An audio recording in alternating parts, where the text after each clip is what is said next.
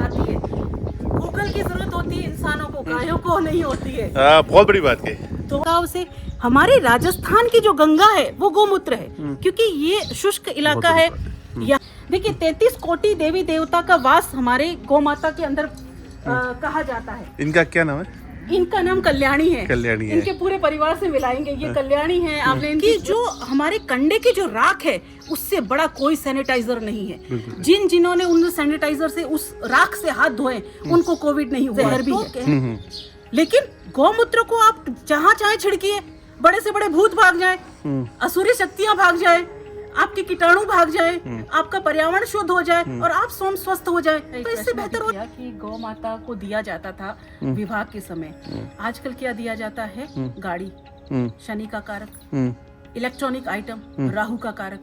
अब वहाँ पर बॉन्डिंग कैसे बनी? जब आप राहु और शनि अपनी बेटी के साथ रवाना कर रहे हो, आप देखिए, आप कानून लागू हो रखे हैं कि नगर निगम के इस एरिया में आप गाय नहीं रख सकते। अब तो कानून लागू हो गए ना कि आपको गाय रखने के लिए आपको इस कॉलोनी से बाहर अपना प्लॉट लेना पड़ेगा, इस कॉलोनी से बाहर आपको वो लेना पड़ेगा अगर आप गाय रख रहे हो तो कानून की भी विडम्बना। दूध सबको चाहिए, गाय कोई रखना नहीं चाहता।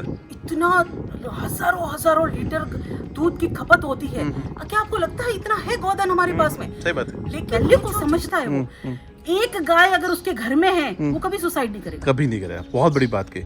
जब गौ माता की सेवा और सबसे बड़ा वास्तु जिसका भी अनबैलेंस्ड होता है, जिसके घर में गौ माता है उसका बड़े से बड़ा वास्तु ठीक हो जाता है।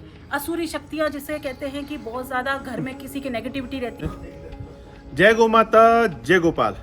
बीकानेर से गंगानगर रोड पर हूँ और पीछे मेरे आप देख रहे हैं धरती धोरा की, और आपको एक महिला शक्ति दिख रही है जो गौ माता से प्रेम कर रही है। हमारी बड़ी बहन है, आचार्य है, ज्योतिषाचार्य है, उसके अलावा एक घरेलू महिला भी है, एक हाईवे पे गाड़ी चलाने वाली महिला शक्ति भी है, और उसके अलावा राजनीति और ब्राह्मण रक्षा के लिए, ब्राह्मणत्व की रक्षा के लिए आपने बहुत प्रयास किए।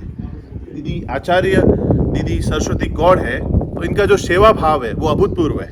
और आज देख रहे हैं आप गौ माता के साथ में इन्होंने ये पूरी जमीन सिर्फ गायों की सेवा के लिए ही ली है, और पूरा गौ माता के प्रति भाव है। भारतीय संस्कृति की रक्षा, भारतीय महिलाओं में पुनः गौ के प्रति भाव जागे, उसके लिए जो प्रयास है वो दीदी का हमेशा प्रयास है।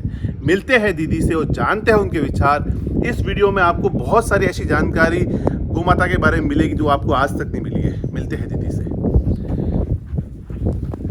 दीदी जय गौ माता, जय गोपाल, कैसे आप? जय गौ माता, जय गोपाल। हाँ। आइए, सबसे क्या पहले बात है? आपको केसर से मिलाते हैं।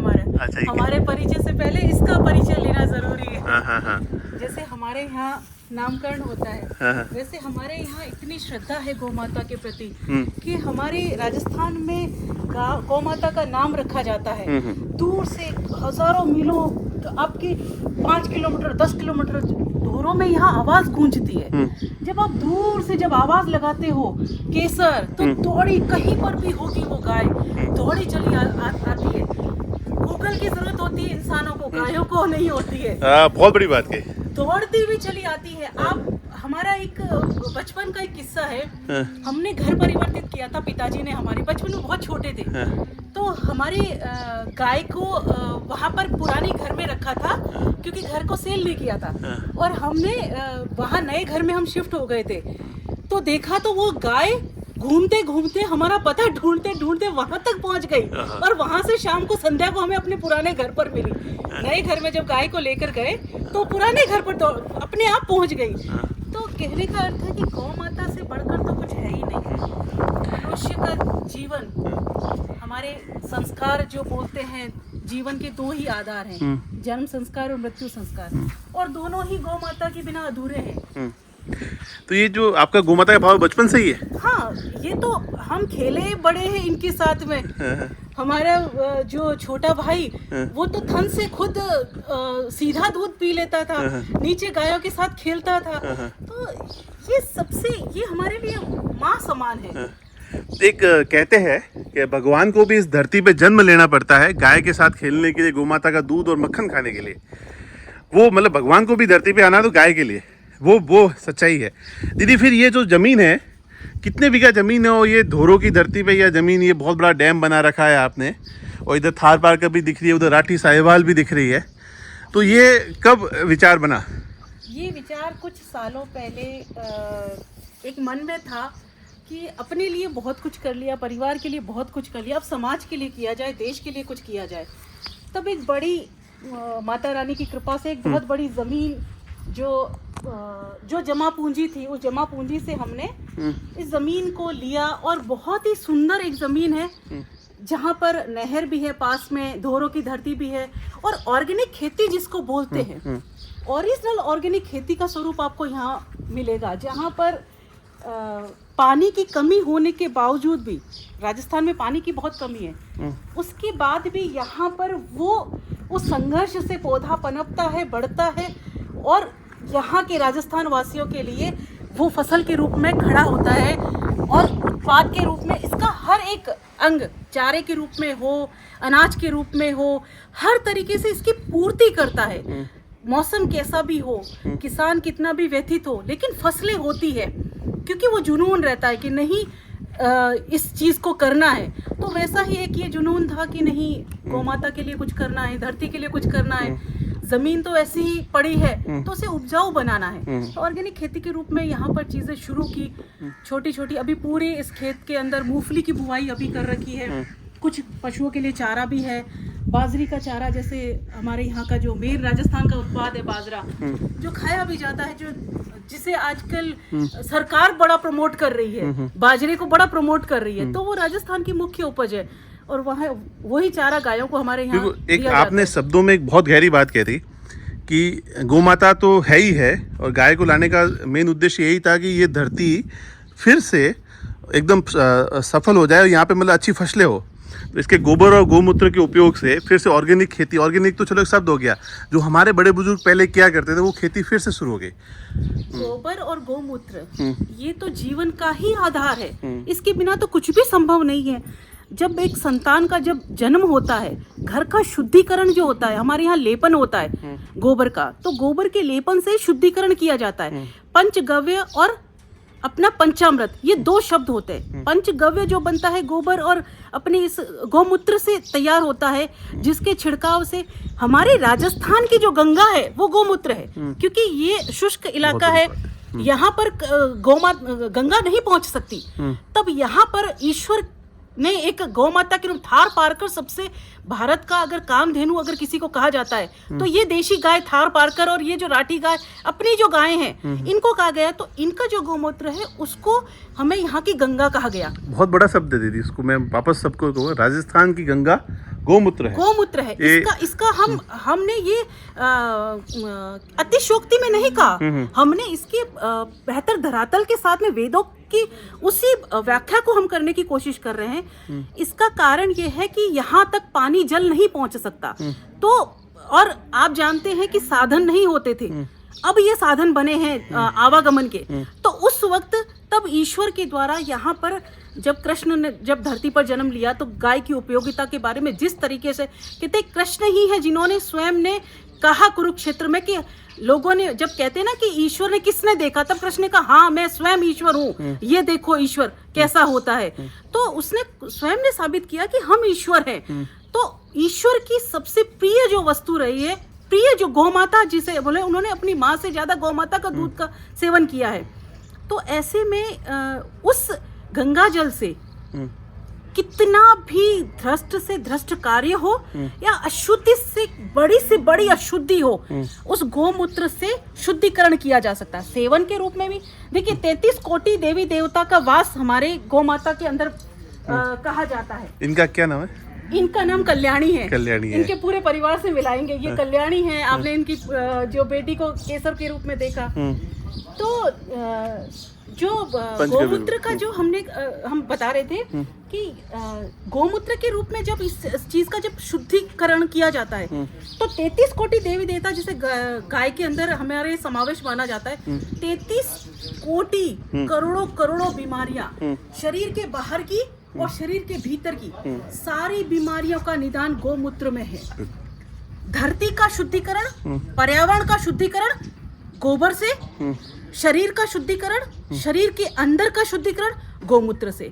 और कोई भी व्यक्ति का संपूर्ण आहार जिसे बोलते हैं, विश्व के बड़े से बड़े डॉक्टर को आप लेकर आ जाओ, जीवन में आपने अन्न ग्रहण नहीं किया, जीवन में ड्राई फ्रूट नहीं खाना, जीवन में कोई फ्रूट नहीं खाना, एकमात्र वो बच्चा जीवन भर जन्म से लेकर वृद्ध तक वो आयु वृद्धि के साथ रहेगा यदि उसने दूध का अगर सेवन किया। लेकिन वो दूध हमारी भारत की वो गौ माता होनी चाहिए।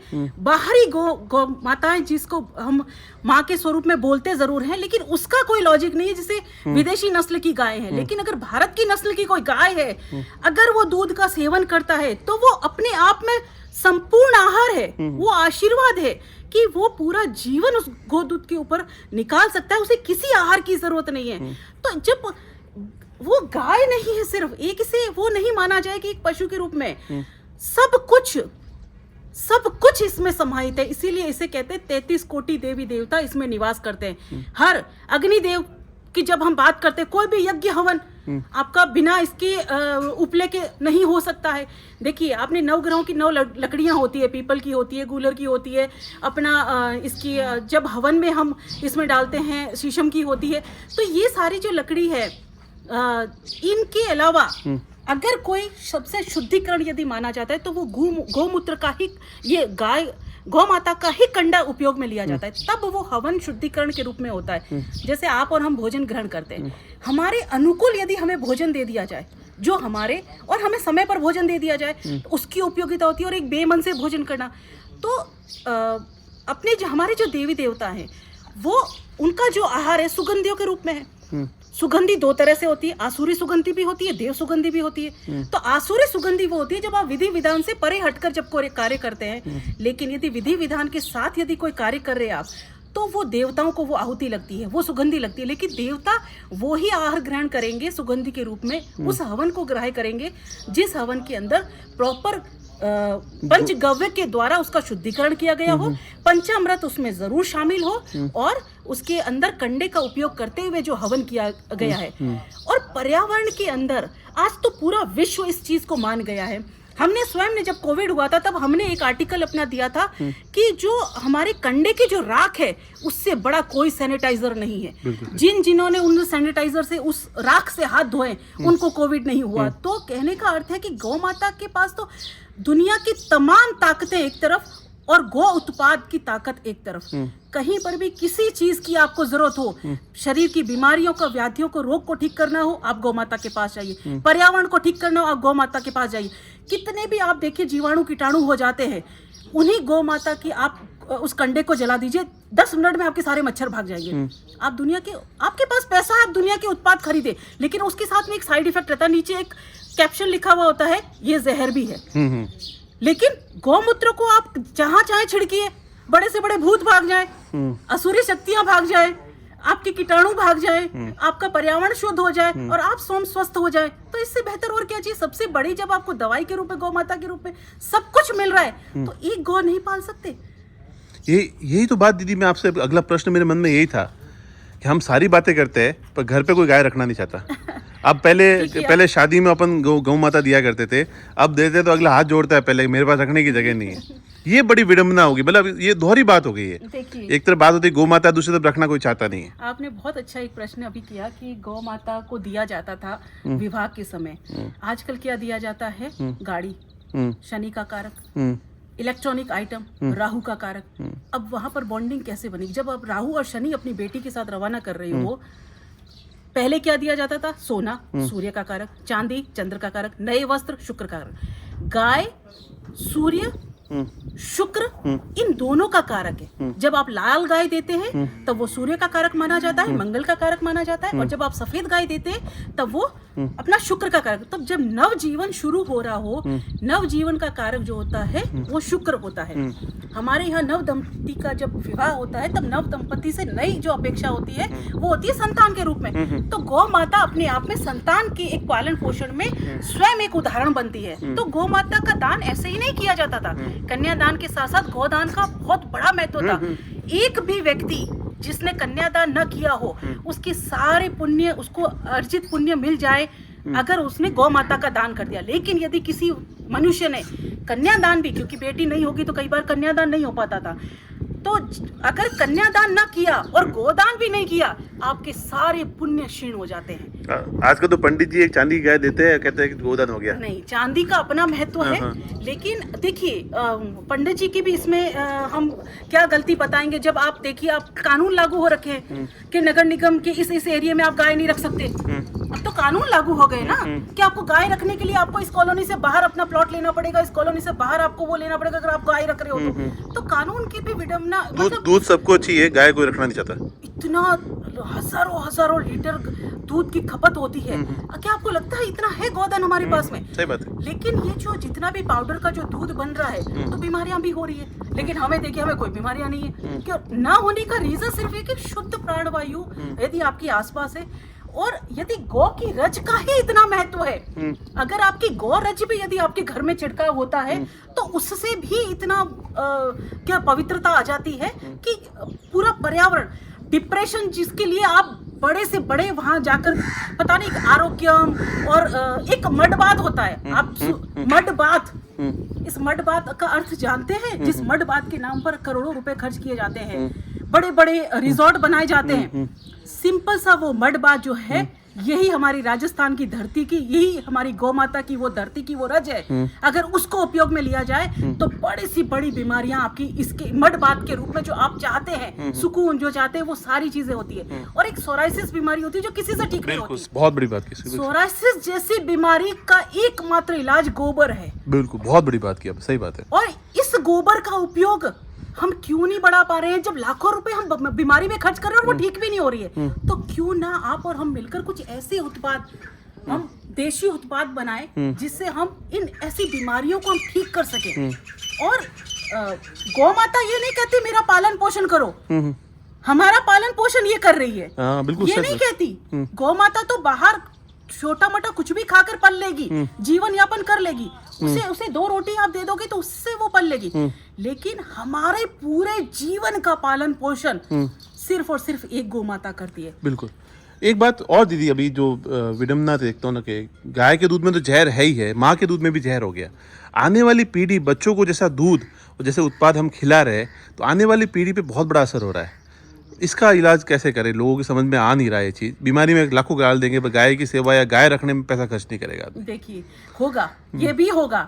कोविड के बाद में हमने घरों के अंदर अपने परिवार के महत्व को समझा, हमने पुनः उन चीजों को, अब हम कीटाणु रहित, आज हम, पहले गौमूत्र से बड़ी हेट होती थी, आज हम गौमूत्र को वापस छिड़काव कर रहे हैं। पहले फ्रीज के अलावा हमें कोई दूसरा ऑप्शन नहीं लिखता था, आज घरों में मटकियां वापस स्थापित हुई। बिल्कुल हुई। कोविड के बाद फ्रीज का पानी पिछले 4 साल से मैंने नहीं पिया। हाँ, तो ये कैसे परिवर्तन हुआ? जब प्राकृतिक आपदा हुई, ऐसी एक आपदा और आएगी। देखिए, मनुष्य की जो बुद्धि है ना, मोटी बुद्धि है, प्यार से समझाएंगे तो समझ में नहीं आता। जब प्राकृतिक आपदा आएगी तो 1 सेकंड में सब समझ में आ जाएगा कि क्यों गोपालन जरूरी है। हम लाखों रुपए 24 घंटे भागते रहते हैं, तब जाकर चंद रुपए इकट्ठे कर पाते हैं मंथली सैलरी, और वो सैलरी कहाँ जा रही है? या बीमारी में खर्च हो रही है, या फिर बिना कारण के तामझाम के रूप में खर्च हो रही है।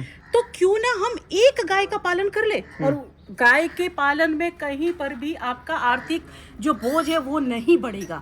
इसके लिए सबके सामूहिक प्रयास की जरूरत है। कुछ ऐसे केंद्र खोले जो गोबर के रूप में, उपले के रूप में तैयार हो, जहां गौमूत्र की उपयोगिता बढ़े। तो इसका में जब सब जगह से प्रयास करें और इसकी गौधन की उपयोगिता को जैसे ही हमने बढ़ाना शुरू किया, फिर ये किसी के लिए भी ये नहीं होगा, उल्टा इससे ये रोजगार की सबसे बड़ी संभावना है हमारे यहाँ पर। कृषि प्रधान देश है और कृषि कभी भी गाय के बिना नहीं संभव है, क्योंकि इसी से गाय से ही वापस हमारा जो खाद बनता है, हर चीज गौ माता के पीछे है। गौ माता का पालन तो ऐसे नहीं तो वैसे करना पड़ेगा। आप खुशी से करो चाहे मजबूरी में करो, करना तो पड़ेगा, आज नहीं तो कल में। आज हम अनाज लेकर आते हैं, आज वापस मोटे अनाज पर आ गए। पहले मोटे अनाज को हमें शर्म आती थी खाने में, आज सरकारें उसको प्रमोट कर रही है, आज दुनिया, देश दुनिया सब उसको आ गई है। आज हम खुद दलिये पर आ गए, आज सब हम लोग वो, तो कैसे क्यों आए? क्योंकि हमें अब हमें अभी समझ में आ रहा है कि दुनिया की सारी दवाइयां एक तरफ और हमारा जो शरीर है उसको अगर हमें मेंटेन रखना है तो मोटे अनाज पे आना पड़ेगा। तो क्यों ना हम पहले ही मोटे अनाज पर आ जाए। लेकिन वो मोटा अनाज भी यदि उसमें यूरिया खाद और ऐसी खाद से तैयार किया हुआ है तो उस मोटे अनाज का भी कोई इफेक्ट नहीं आएगा, 4 नई बीमारियां आएगी। लेकिन वहीं यदि गोबर की खाद से या हमारे और भी जो है जैसे बकरी की खाद भी हमारे यहाँ मान्यता है, तो इन खाद से और जो हमारी जो भूमि है, खासकर राजस्थान की भूमि तो अपने आप में इतनी पवित्र है कि उसके अंदर जो बैलेंस्ड है, जो प्रकृति जो है ना बैलेंस्ड है, तो यहाँ की जो उपज होती है उसका एक अपना ही महत्व है। आप कितना भी भोजन कर लो, ये सुपाच्य भोजन है, भोजन पच जाएगा। आपने एक चीज शायद नोटिस करी हो, दुनिया के जितनी भी ऋतुएं हैं आपको राजस्थान में मिल जाएगी। आपको बर्फ देखनी है आप माउंट आबू चले जाइए, आपको बहुत ज्यादा गर्मी धोरे की धरती देखनी है आप बीकानेर, बाड़मेर और फलोदी चले जाइए। ठीक, आपको हरियाली देखनी है उदयपुर चले जाइए, आपको नहरें देखनी, नदियां देखनी, उदयपुर का मौसम आपको सारे मौसम आपको एक राजस्थान में मिल जाते हैं। सम के धोरे भी मिल जाएंगे, आपको बर्फ भी मिल जाएगी। तो कितना सबसे मतलब समृद्ध, अगर हमारा देश के अंदर भी यदि कोई समृद्ध यदि कोई अगर राज्य है तो हमारा राजस्थान है। बिल्कुल, मैं कहा करता था दीदी कि जैसलमेर बाड़मेर सबसे कठिन भौगोलिक परिस्थितियों का क्षेत्र है और वहाँ पे एक भी किसान सुसाइड नहीं करता है। हाँ, उसका सब कारण गाय है। हाँ, नहीं गाय भी है और उसके अंदर वो वैल्यू को समझता है, अपनी धरती की, अपनी परिवार की, सम्मान का, प्रकृति के साथ रहता है, गाय माता की उस वैल्यू को समझता है वो। एक गाय अगर उसके घर में है वो कभी सुसाइड नहीं करेगा, कभी नहीं करेगा। बहुत बड़ी बात की। जब विदर्भ मराठवाड़ा में देखता हूँ वहाँ लोगों ने गाय को घर से निकाल दिया तो आज लोग सुसाइड पे, क्योंकि सेकंड इनकम ऑफ सोर्स नहीं है, खाने को नहीं है तो दही जमा के पी लिया, राब बना के खा ली, मतलब कुछ न कुछ व्यवस्था गोमाता कर लेती है। दीदी एक आखिरी सवाल मैं आपसे पूछूंगा, महिला शक्ति के लिए जो आप प्रयास कर रहे हैं, अभी आप क्या क्या प्रयास कर रहे हैं और महिलाओं को पुनः कैसे गाय से जोड़े? अब शर्म महसूस करती है महिला की गाय का दूध निकालने में, गाय का गोबर उठाने में, तो ये चीज़ों में कैसे बदलाव लाया जाए? देखिए, जिम में जाकर या तो आप जो एक्सरसाइज कर लो या वही एक्सरसाइज आप घर में प्रातः काल आप 6 बजे 7 बजे कर लो, बात वही है। आप इतने सारे जुम्बा जाकर नृत्य करते हो, 2 घंटे पसीने तो आपको वहां भी बहाने हैं, क्योंकि प्रकृति की देन है, जो खाया उसे पचाने के लिए आपको चाहे जुम्बा कर लो चाहे आप अपना जिम चले जाओ। आजकल एक बड़ा ट्रेंड चल गया है कि महिलाएं बड़ी जिम जाने लगी है, और या फिर और उस जिम जाने के बाद भी जिस दिन आपने जिम को छोड़ा उसी से 10 दिन के अंदर वापस पूरा का पूरा बॉडी अव्यवस्थित हो जाएगी।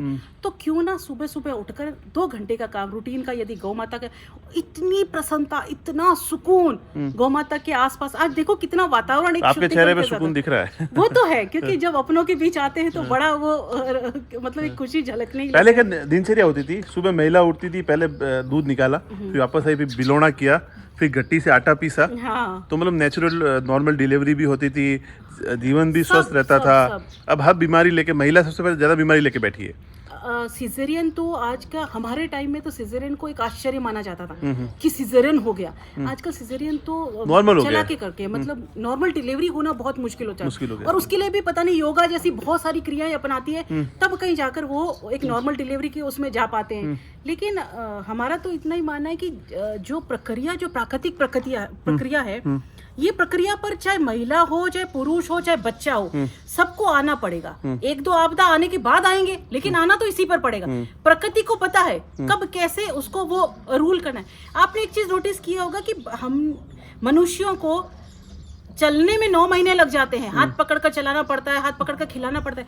आपने कभी देखा किसी भी पशु, किसी भी जानवर, किसी को, गौ माता को देखिए, जैसे ही जन्म हुआ 5 मिनट में अपना बछड़ा या बछड़ी खड़ी हो जाती है, अगले 5 मिनट में वो दूध पीना सीख जाता है, उसके अगले 5 मिनट में वो आहार ग्रहण करना सीख जाता है, और अगले 5 मिनट में तो वो छलांगे उछले लग जाता है। तो प्रकृति की जो चीजें हैं वो प्रकृति को बैलेंस करना आता है। हमारे जितने भी आपने देखा, जैसे मनुष्य के लिए हम हमेशा कहते हैं शाकाहारी रहना बहुत ज्यादा जरूरी है, तो लोग ये कहते हैं कि मनुष्य तो जानवर हैं, चाहे ये मछली है या चीजें हैं, तो ये भी तो किसी के लिए बनी होगी। तो बहुत सारे लोग जो मांसाहार को करते हैं, हमने कहा प्रकृति का एक नियम है, आसुरी शक्ति और देव शक्ति, हम देवताओं की संतान है। तो आपने देखा कि जितने भी शाकाहारी पशु है, ये प्रकृति का नियम है, वो पानी खींच कर पिएंगे, और जितने भी मांसाहारी पशु है वो चाट कर पिएंगे उसको। कितने भी और आप एक चीज को अगर ध्यान से देखेंगे, चाहे गाय विदेशी हो चाहे देशी हो, क्या कभी वो नॉनवेज खाती है? वो चारा ही खाएगी, वो पशु आहार ही खाएगी। क्या विदेश में पलने वाले जब इंसानों का सुबह जो है बिना नॉनवेज के नहीं शुरू होता है, तो गाय का कैसे शुरू हो गया? वो प्रकृति है। प्रकृति का जो स्वरूप है, प्रकृति अपने, तो जब एक छोटे से छोटे जानवर या पशु पक्षी को ये समझ है कि हमें प्रकृति के अनुकूल चलना है, तो फिर हम इंसानों की बुद्धि को क्या हो गया? हम मात्र एक उदर पूर्ति के लिए हम कैसे हम उन चीजों को, किसी जीव की हत्या कर सकते हैं? तो प्रकृति है। नहीं, गो हत्या बहुत बड़ी समस्या हो रखी है। गो हत्या जो कर रहे हैं वो उनको नहीं पता। उनका आपने आसपास देखा होगा ना, कभी आप रेलवे स्टेशन की तरफ जाते हैं तो देखते हो कि एक कितना शत विशित सा एक कोई व्यक्ति पड़ा है, मक्खियां बिन बिना रही है, ये पूर्व जन्म में ये गो हत्या रही थे। तो प्रकृति किसी को बख्शेगी नहीं, क्योंकि आंख नाक कान सब दिया है और जानवरों से बदतर आपको बेहतर करके दिया है आपको, कि आपके पास 5 तत्व है का ज्ञान है आपके पास में, तो एटलीस्ट आप वो गलती नहीं कर सकते। कहते हैं अज्ञानी तो फिर भी गलती कर सकता है, ज्ञानवान व्यक्ति को गलती करने की कहीं पर भी परमिशन नहीं है। तो ईश्वर के द्वारा प्रकृति दी है, इस प्रकृति को, सौंदर्य को समझना है, सीखना है, महसूस करना है, उसको विकृत नहीं करना है। और हमारा शरीर सबसे पहले प्रकृति का सबसे पहला वो स्वरूप है जिसमें हमें ये देवता जिसको हम बोलते हैं, उसी देवता को हमें शुद्ध रखना है। बस ये है। ये पीछे दीदी जो दिख रही है वो इसका ही बच्चा है? हमारे इसी कल्याणी का ये कृष्णा है हमारा। कृष्णा ना? हाँ। ये जब आई थी तो उससे पहले एक महीने पहले ही अभी। बिल्कुल दीदी। दीदी, एक ज्योतिष में गौ माता का क्या महत्व है? और ज्योतिष में तो 3 से 4 ग्रहों को ठीक करने का सिर्फ और सिर्फ एक ही उपाय बनता है, गौ माता की सेवा। और सबसे बड़ा वास्तु जिसका भी अनबैलेंस्ड होता है, जिसके घर में गौ माता है, उसका बड़े से बड़ा वास्तु ठीक हो जाता है। असुरी शक्तियां जिसे कहते हैं कि बहुत ज्यादा घर में किसी की नेगेटिविटी रहती है, वो सारी नेगेटिविटी गौमूत्र से ही ठीक हो जाए। तो गाय तो अपने आप में बहुत बड़ा वास्तुशास्त्र है, बहुत बड़ा ज्योतिष है। तो बहुत सारी चीजें हमें एक गौ माता के पालन से मिल जाती है। बहुत ये मतलब फर्क पड़ता है ये चीजें। जैसे मैं बताता हूँ, मैंने जब देखा है ना, कई आदमी दुखी थे, जैसे कि उनके पत्नी और पति में मेल मिलाप या दुश्मनी थी या बनती नहीं थी, या परिवार में भाई भाई की बनती थी, तो मैंने उनको कहा घर में एक गाय रखो। ये मेरा एक्सपीरियंस बताओ, 2-3 साल में मेरे पास 10 उदाहरण होंगे कि वो पति पत्नी में भी सही चल रहा है, भाइयों में सही चल रहा है। पति पत्नी का कारक कौन होता है? शुक्र। गाय क्या है? शुक्र का कारक। तो गाय को अगर आप सेवा कर रहे हो तो ऑटोमेटिकली घर में शांति, और घर में शांति रहे तो आदमी बाहर लड़ सकता है। हाँ, और घर पे दुख होता था आदमी, क्या बात है, क्या प्रेम करे आपका। बाहर तो लड़ने की भी जरूरत नहीं है। जिसके घर में गाय बंधी हो, घर में सुख शांति हो, तो बाहर भी बड़ी सी बड़ी लड़ाई को वो अपनी क्या बोलते हैं, बुद्धिमत्ता से जीत सकता है। हर जगह लड़ने की जरूरत नहीं है। तो ये आचार्य दीदी से अब बहुत गहरी बात है दोस्तों। ये बातें तो भले 4 घंटे बात करूँ तो भी कम है। आप तक बहुत सारी बातें जल्द और पहुंचाते रहेंगे, और यही गो प्रेम और यही आशीर्वाद हमेशा बना रहे। और बहुत गहरी बातें की। गो सेवा सबसे बड़ी सेवा, और गो सेवा से बढ़ के कुछ नहीं। अंत में एक मैसेज दीदी सभी महिलाओं के लिए, सभी युवाओं के लिए, जो लड़कियां अभी देख रही हो उनके लिए कोई मैसेज ऐसा?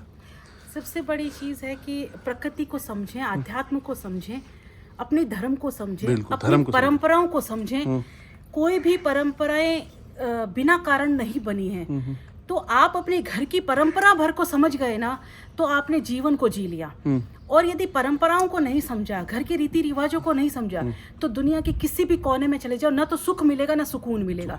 सुख और सुकून इन दोनों का प्रारंभ भी घर से होता है, और इसका जो अनवरत इसका चलना वो भी घर पर ही है। घर पर ही है। बिल्कुल दीदी, बहुत बहुत धन्यवाद। और इतनी बातें आज जानने को मिली, मेरे लिए अभूतपूर्व वीडियो था, क्योंकि मैंने भी बहुत कुछ सीखा आज इस वीडियो में। धन्यवाद दीदी। जय गौ माता, जय गोपाल, जय गो।